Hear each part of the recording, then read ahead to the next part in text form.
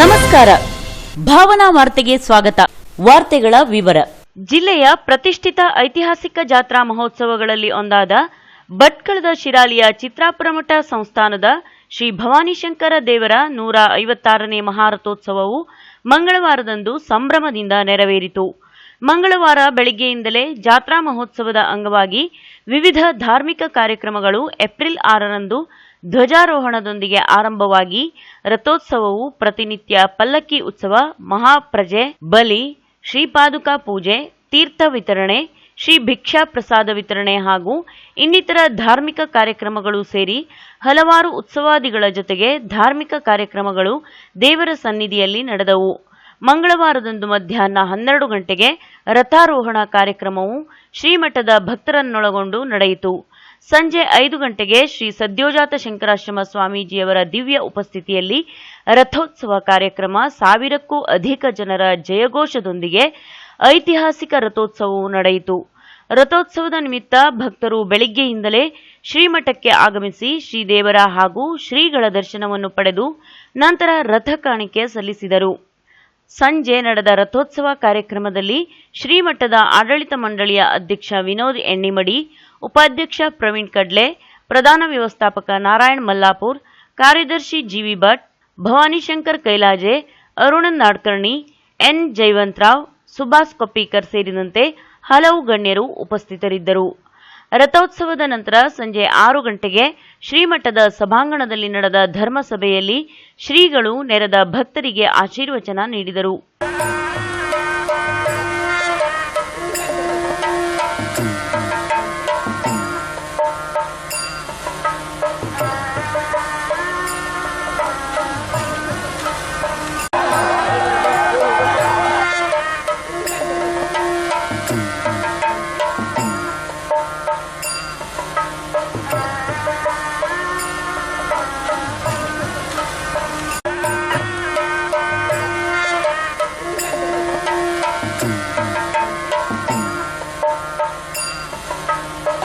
ರಥೋತ್ಸವದ ಹಿಂದಿನ ದಿನ ಚಿತ್ರಾಪುರದಲ್ಲಿ ಸಂಗೀತ ಸುಧೆ ಕಾರ್ಯಕ್ರಮ ನಡೆದಿದ್ದು, ಖ್ಯಾತ ಹಿಂದೂಸ್ತಾನಿ ಗಾಯಕ ಜಯತೀರ್ಥ ಮೇವುಂಡಿ ಸಂಗೀತ ಭಟ್ಕಳ್, ಶಿರಾಲಿ, ಚಿತ್ರಾಪುರ ಸೇರಿದಂತೆ ನೆರೆದಿದ್ದ ಸಂಗೀತಾಸಕ್ತರ ಮನಗೆದ್ದಿತು.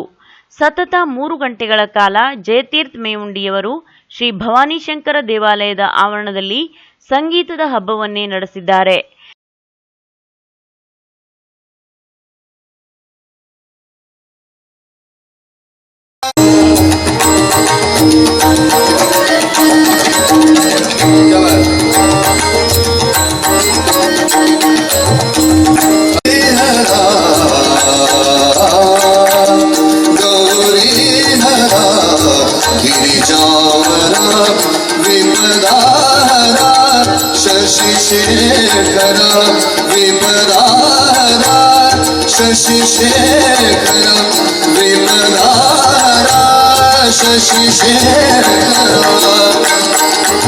ಏಪ್ರಿಲ್ 12 ಬುಧವಾರದಂದು ಮಧ್ಯಾಹ್ನ ಅನ್ನಸಂತರ್ಪಣೆ, ರಾತ್ರಿ ಮೃಗಬೇಟೆ ಉತ್ಸವ ಕಾರ್ಯಕ್ರಮವಿದ್ದು, ಹಾಗೆಯೇ ಏಪ್ರಿಲ್ 13 ಗುರುವಾರದಂದು ಅವಭೃತ ಸ್ನಾನ, ಧ್ವಜಾರೋಹಣ, ದೀಪ ನಮಸ್ಕಾರ, ಅಷ್ಟಾವಧಾನ ಸೇವೆಯೊಂದಿಗೆ ರಥೋತ್ಸವದ ಧಾರ್ಮಿಕ ಕಾರ್ಯಕ್ರಮಗಳು ಮುಕ್ತಾಯಗೊಳ್ಳಲಿವೆ. ಒಟ್ಟಾರೆ ಶ್ರೀಮಠದ 8 ದಿನಗಳ ಕಾಲ ನಡೆಯುವ 156ನೇ ರಥೋತ್ಸವ ಕಾರ್ಯಕ್ರಮವು ಸಂಭ್ರಮದಿಂದ ನಡೆದವು. ಭಾವನಾ ಟಿವಿಗಾಗಿ Ullas Shanbhag, Shirali. Bhatkal inter football association ವತಿಯಿಂದ ಏಪ್ರಿಲ್ 21, 22 ಮತ್ತು 23ರಂದು ನವಾಯಿತ್ ಕಾಲೋನಿಯ ತಾಲೂಕಾ ಕ್ರೀಡಾಂಗಣದಲ್ಲಿ ರಾಜ್ಯ ಮುಕ್ತ ಫುಟ್ಬಾಲ್ ಪಂದ್ಯಾವಳಿ ಆಯೋಜಿಸಲಾಗಿದೆ ಎಂದು ಮಂಗಳವಾರದಂದು ಖಾಸಗಿ ಹೋಟೆಲ್ನಲ್ಲಿ ಕರೆಯಲಾಗಿದ್ದ ಸುದ್ದಿಗೋಷ್ಠಿಯಲ್ಲಿ ಭಟ್ಕಳ್ ಇಂಟರ್ ಫುಟ್ಬಾಲ್ ಅಸೋಸಿಯೇಷನ್ನ ಸಂಚಾಲಕ ಮೋಟಿಯಾ ಮೊಹತೇಶಾಮ್ ತಿಳಿಸಿದರು. ನಂತರ ಭಟ್ಕಳ್ ಇಂಟರ್ ಫುಟ್ಬಾಲ್ ಅಸೋಸಿಯೇಷನ್ ಬಗ್ಗೆ ಹಾಗೂ ರಾಜ್ಯ ಮುಕ್ತ ಫುಟ್ಬಾಲ್ ಪಂದ್ಯಾವಳಿಯ ಬಗ್ಗೆ ವಿವರಿಸುತ್ತಾ ಸುದ್ದಿಗೋಷ್ಠಿಯನ್ನುದ್ದೇಶಿಸಿ ಮಾತನಾಡಿದ ಅಸೋಸಿಯೇಷನ್ನ ಸಂಚಾಲಕ ಮೋಟಿಯಾ ಮೊಹತೇಶಾಮ್, ಭಟ್ಕಳದಲ್ಲಿ ನಡೆಯುವ ಈ ಪಂದ್ಯಾವಳಿಯಲ್ಲಿ ರಾಜ್ಯದ ವಿವಿಧ ಭಾಗದ 25ಕ್ಕೂ ಅಧಿಕ ತಂಡಗಳು ಪಾಲ್ಗೊಳ್ಳಲಿವೆ. ನಮ್ಮ ಅಸೋಸಿಯೇಷನ್ ಕಳೆದ 10 ವರ್ಷಗಳಿಂದ ಭಟ್ಕಳದಲ್ಲಿ ಫುಟ್ಬಾಲ್ ಪಂದ್ಯಾವಳಿ ಆಯೋಜಿಸಿ ಕ್ರೀಡಾಪಟುಗಳಿಗೆ ಪ್ರೋತ್ಸಾಹ ನೀಡುತ್ತಿದೆ. ಭಟ್ಕಳ, ಬೆಂಗಳೂರು ಮತ್ತು ದುಬೈನಲ್ಲಿ ಅಸೋಸಿಯೇಷನ್ನ ಶಾಖೆಗಳಿವೆ. ನಮ್ಮ ಉದ್ದೇಶ ಸ್ಥಳೀಯ ಪ್ರತಿಭೆಗಳಿಗೆ ಫುಟ್ಬಾಲ್ ಬಗ್ಗೆ ಅರಿವು ಮೂಡಿಸಿ ಅದರಲ್ಲಿ ತೊಡಗಿಸುವುದಾಗಿದೆ ಎಂದರು. ಫುಟ್ಬಾಲ್ ಪಂದ್ಯಾವಳಿಯಲ್ಲಿ ಪ್ರಥಮ ಸ್ಥಾನ ಪಡೆದವರಿಗೆ 33,333 ರೂಪಾಯಿ ಮತ್ತು ದ್ವಿತೀಯ ಸ್ಥಾನ ಪಡೆದವರಿಗೆ 15,000 ರೂಪಾಯಿ ಹಾಗೂ ಟ್ರೋಫಿ ನೀಡಲಾಗುವುದು. ಮೇ 1ರಂದು ಇದೇ ಕ್ರೀಡಾಂಗಣದಲ್ಲಿ ಕರಾವಳಿ ಕರ್ನಾಟಕದವರಿಗಾಗಿ ಫುಟ್ಬಾಲ್ ಕೋಚಿಂಗ್ ಕ್ಯಾಂಪ್ ಆಯೋಜಿಸಲಾಗಿದ್ದು ಕ್ರೀಡಾಪಟುಗಳು ಇದರ ಸದುಪಯೋಗ ಪಡೆಯಬೇಕು ಎಂದು ಕೋರಿದರು. नेशनल लेवल कोच को लाके एक 15 डेज का कैंप करेंगे और वो कैंप इंशाल्लाह जो है May 1 से चालू होगा. अब कैंप करने से फायदा क्या है उसका जो है मैं आपको एक बता देना चाहता हूँ. जो बड़े बड़े कोचेस आते हैं DYS से और दूसरे एकेडमी से साई से जो आते हैं उन लोग यहाँ पे आके जो है कोचिंग कैंप कंडक्ट करके बच्चे लोग को सिलेक्ट करते हैं. वो सिलेक्शन से जो होता है क्या होता है 2-4 बच्चे सिलेक्ट होके उनको जो है उनका कॉलेज फीस उनको जो लोग इन्वाइट करके ट्रायल्स देके जो है बेंगलुरु वगैरह में या फिर गोवा में अलग अलग जगह जहाँ पे उनको बुला के जो है उनके ट्रायल्स लेते हैं और उनका जो है सिलेक्शन करते हैं. अब सिलेक्शन जब हो जाता है उनका तो पढ़ाई का और खाने पीने का खर्चा उनके कपड़े उनके खेलने का शू से लेके जो है उनकी पढ़ाई का हर एक जो है खर्चा उन लोग ही बेयर करते हैं. और उससे जो एक्सपोजर मिलता है A डिवीजन B डिवीजन जो सुपर डिवीजन की जो मैचेस रहती है जो नेशनल लेवल मैचेस रहती है उसके अंदर जो है प्लेयर्स को बहुत एक्सपोजर मिलता है. तो वो एक्सपोजर मिलने के लिए जो है ऐसे बड़े कोचेस को हम अगर लाएंगे तो हमारे बच्चों को जो है हमारा छोटा सा टाउन है एक 4-5 किलोमीटर टाउन मगर ऐसी जगह से जो है हम लोग प्लेयर्स को उठा के जो है बड़ा प्लेयर बनाते हैं. तो हमारा मकसद यही है कि ऐसे बड़े कोचेस को लेके आके एक मतलब अच्छा कैंप करके जो है हमारे बच्चे जो है सिर्फ भटकल में ना खेले बाहर जाके भी खेले और जो है हमारी कोशिश जो रहेगी इंशाल्लाह आते सालों में इंशाल्लाह हम लोग इंटरनेशनल लेवल में हमारे बच्चों को करेंगे.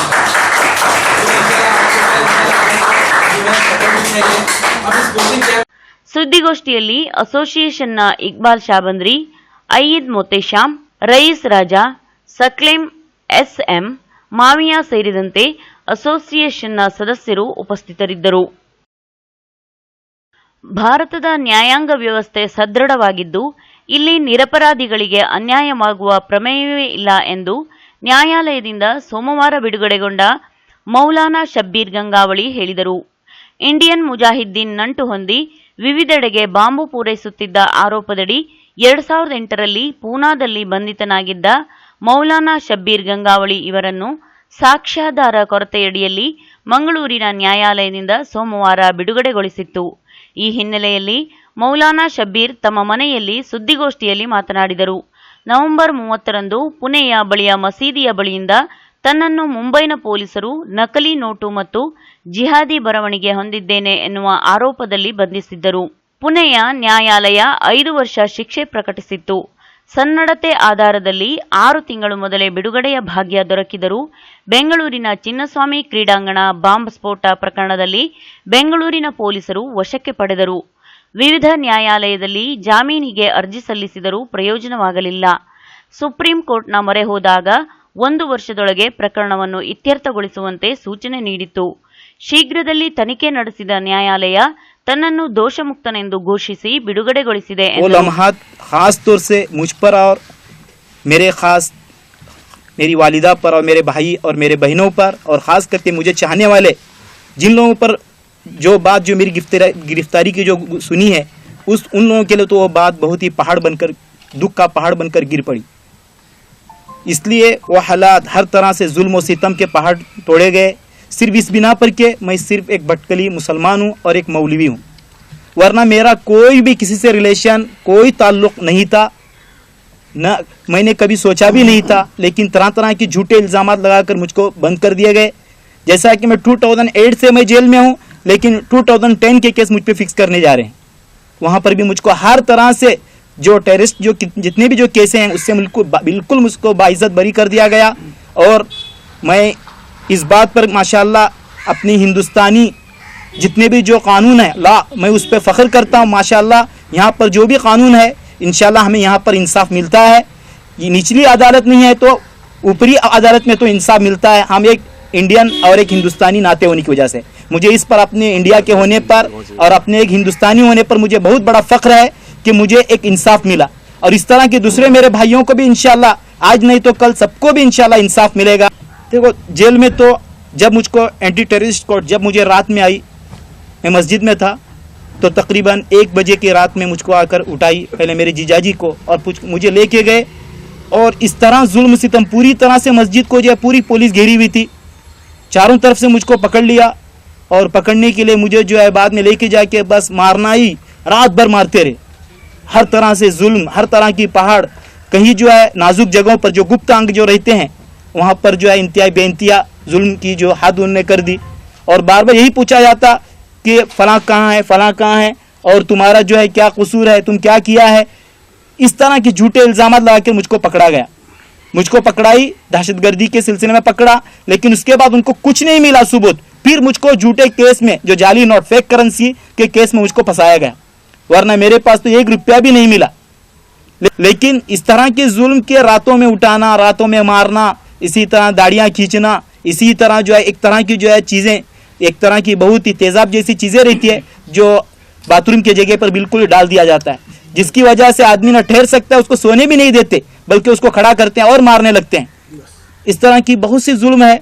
बस मैं और ज़्यादा कहना नहीं चाहता, और जो है मैं इसी पर अपनी बात खत्म कर। ಬಿಡುಗಡೆಗಾಗಿ ಹೋರಾಡಿದ ನ್ಯಾಯವಾದಿ ಅರ್ಷದ್ ಬೇಲೂರ್ ಮಾತನಾಡಿ, ಪುಣೆಯಲ್ಲಿ ನ್ಯಾಯಾಲಯ ಶಿಕ್ಷೆ ವಿಧಿಸಿರುವುದರ ಕುರಿತು ಮುಂಬೈ ನ್ಯಾಯಾಲಯದಲ್ಲಿ ದಾವೆ ಹೂಡಲಾಗಿತ್ತು. ಪ್ರಕರಣ ಇತ್ಯರ್ಥಗೊಳ್ಳುವ ಮೊದಲೇ ಶಿಕ್ಷೆ ಅವಧಿ ಮುಕ್ತಾಯವಾಗಿತ್ತು. ಮಂಗಳೂರು ನ್ಯಾಯಾಲಯ ಶಬ್ಬೀರ್ ಮೇಲಿದ್ದ ಎಲ್ಲಾ ಪ್ರಕರಣಗಳಿಂದಲೂ दोषमुक्त ಎಂದು ತೀರ್ಪು ನೀಡಿರುವುದು ಸಂತಸ ತಂದಿದೆ ಎಂದರು. वैसा ही हो गया। और उडुपी में जो हमारे शांताराम शेट्टी जो एडवोकेट है, सीनियर मोस्ट है, उन्होंने ही ट्रायल फिक्स किया, सो उन्होंने ही चला के, उन्होंने ही एक्विट करा के दिया। मौलाना शब्बीर साहब का केस जैसे ही हमारे पास आया, हमें नहीं लगता था कि इसमें हमें कामयाबी नसीब होगी, लेकिन यकीन मानिए और सच्ची बात तो ये है कि अरशद साहब की हमारे साथ पूरी तरह दिलचस्पी और दिलजमी का जो उन्होंने मुजाहरा किया है, उससे कामयाबी हमें नसीब हुई है। मौलाना शब्बीर हुसैन नदवी को जिस तरह और जिस इल्ज़ाम में गिरफ़्तार करके हरासा किया गया, न सिर्फ उनको बल्कि उनके घरों को, ये सिर्फ उनके और हमारे लिए ही नहीं बल्कि पूरे भटकल के लिए एक तशवीशनाक बात थी। और अहले भटकल के लिए एक बदनुमा दाग जैसा था, जो आज बाइज़्ज़त बरी होने पर मैं समझता हूँ कि साफ़ होने का एक ज़रिया और एक राह बनी है।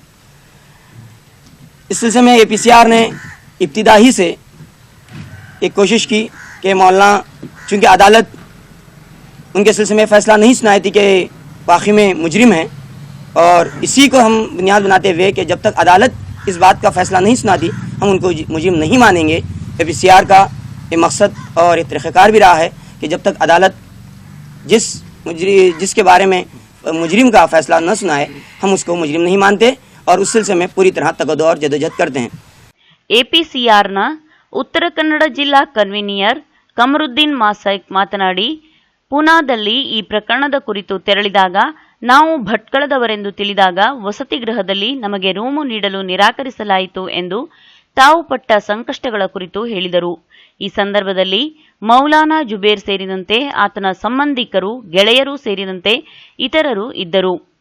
ಇಂಡಿಯನ್ ಮುಜಾಹಿದ್ದೀನ್ನೊಂದಿಗೆ ಸಂಪರ್ಕ ಹೊಂದಲಾಗಿದ್ದು ಉರ್ದು ಅವರ ಸಭೆಯಲ್ಲಿ ಭಾಗವಹಿಸಿದ್ದೇನೆ ಎಂದು ಉಳ್ಳಾಲ ಪೊಲೀಸರು ಆರೋಪಿಸಿ, ಬಂಧನಕ್ಕೆ ಭಟ್ಕಳಕ್ಕೆ ಬರುವ ಮೊದಲೇ ಇಲ್ಲಿಂದ ತಲೆಮರೆಸಿಕೊಂಡು ಪೂನಾಕ್ಕೆ ತೆರಳಿದ್ದೆ.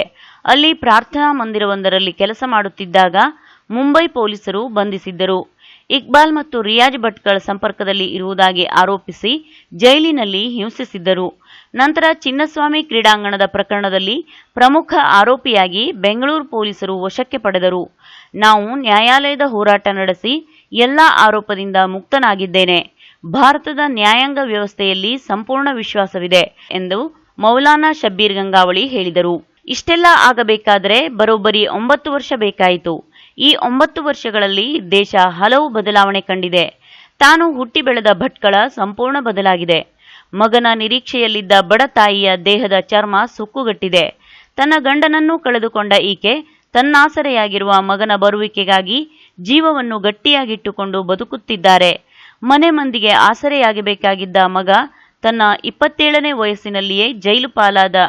ಈಗ ಆತನಿಗೆ 37 ವರ್ಷ. ತನ್ನ ಹೆಚ್ಚಿನೆಲ್ಲ ಯೌವನವನ್ನು ಸೆರೆಮನೆಯ ಸಲಾಕೆಗಳ ಹಿಂದೆ ಕಳೆದ ಈತನ ಆ ಯೌವನದ ದಿನಗಳನ್ನು ಯಾವ ಇಲಾಖೆ ಮರಳಿಕೊಡುತ್ತದೆ ಎನ್ನುವುದು ಮಾತ್ರ ಅರ್ಥವಾಗದ ಒಗಟಾಗಿ ಉಳಿದುಕೊಂಡಿದೆ. खुशी हूँ, मैं बहुत खुशी हूँ. मेरा बच्चा कुछ करे बगैर निकल को गया, सो क्या भी उसके सबूत ही नहीं. आज 9 साल की गड़वी, 8 साल 4 महीना हुआ मेरा बच्चा. ऐसा जेल मिल जा को भागो मेरे बच्चे को, ऐसी हालत हो को पड़ी मेरी. अब अल्लाह मुझे खुशी दिया, मेरा बच्चा एक छुटाने में मंजे आको मिलाने में वो चेक मुझे बड़ी खुशी. 9 साल के बाद मेरा बच्चा 9 साल 8 सालों को 4 महीने मेरा बच्चा पढ़ को आको मिलाना, वो बड़ी खुशी हुई मुझे. कितनी परेशानी होती थी मुझे, इतनी परेशानी. मेरा बच्चा इतना अच्छा, कुछ नहीं सो क्या नहीं सो मेरे बच्चे कुल्ला को डाली ना, कई कुल्ला को डाले ने कुछ सबूत मिला तो तभी हरकत न था. मेरा बच्चा कुछ करे बल को लेकर, हाँ जान दे बल को लेकर मैं बोलती थी ऐसा करे सोचा ऐसी सजा मिले देना अल्लाह बल को. मेरा बच्चा कुछ करे ना, अपना पढ़ना हुआ अपे हुआ, किसकी पंचायत में नहीं, किसकी इसमें नहीं, बात में नहीं, चीत में नहीं, क्या भी नहीं, सिर्फ अपना पढ़ना, बच्चा को पढ़ाना, ये तक उसका काम, भी दूसरा कुछ भी नहीं बेटा.